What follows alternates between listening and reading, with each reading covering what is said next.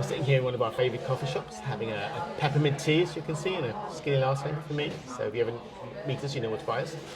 So Carole, why is it that you're so passionate about domiciliary care and adult services? Well, I think my main concern is that we don't know what's going on behind closed doors. And for me, we need to have some kind of monitoring and some kind of accountability for what's happening when carers go into people's homes. What is happening from your experience and from the anecdotes when people come to you and say, we've got a problem? Okay, so like most people, I didn't have any knowledge of domiciliary care until a family member needed it. And just as an example, my family member, who's now dead, had a full care package, which was 4 visits a day. And some of those visits were filmed on a ring bell camera. And we know that one of them lasted for 1 minute and 46 seconds. So what? How long should the visits be? So the borough only commissions visits for 30 minutes. That's the shortest visit that they will commission, because they believe that anything below that is not long enough to deliver care, and I agree with that.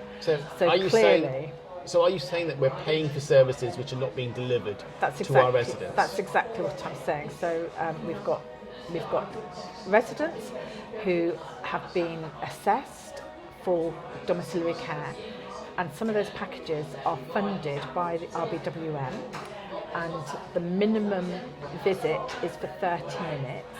And many carers do not deliver that amount of time in the person's home.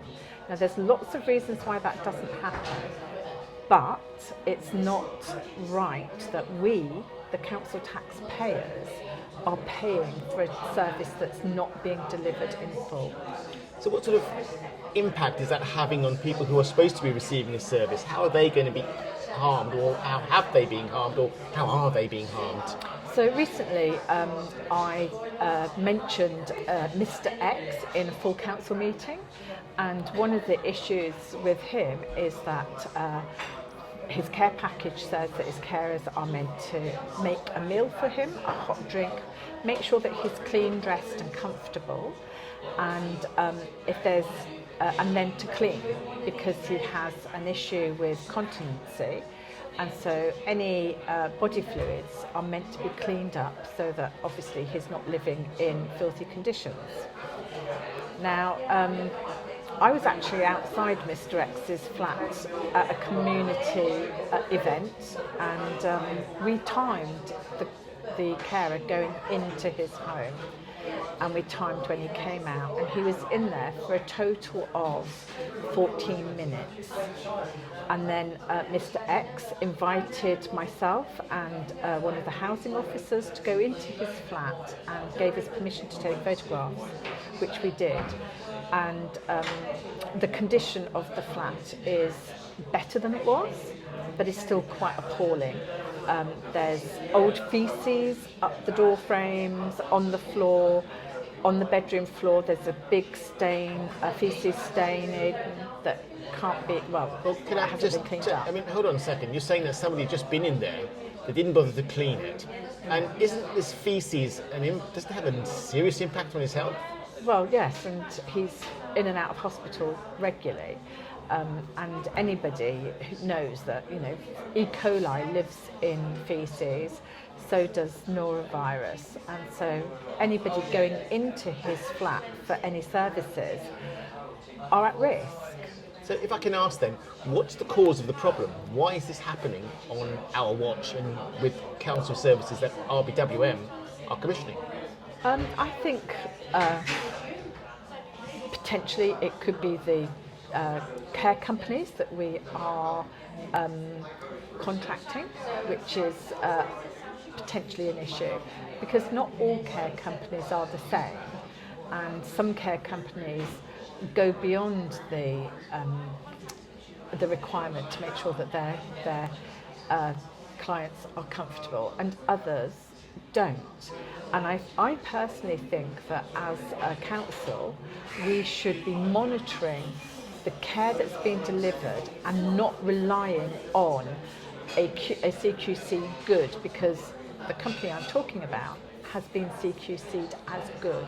So are you saying that we don't audit, we don't check, are there no welfare checks for these vulnerable people who are under our charge? Well, I did ask how the checks are made or how monitoring takes place, and I was told that monitoring took place if a complaint was made. So if you have a vulnerable adult who's either fearful or incapable of raising a complaint, then the complaint isn't done, no monitoring is done. And I was also told that a social worker will monitor the situation and do home visits, and I think they're meant to happen twice a year. But during COVID, no visits were done, and I'm told... Not even online visits? Well, some of the elderly don't have that online capability. So no, there was no monitoring done during COVID.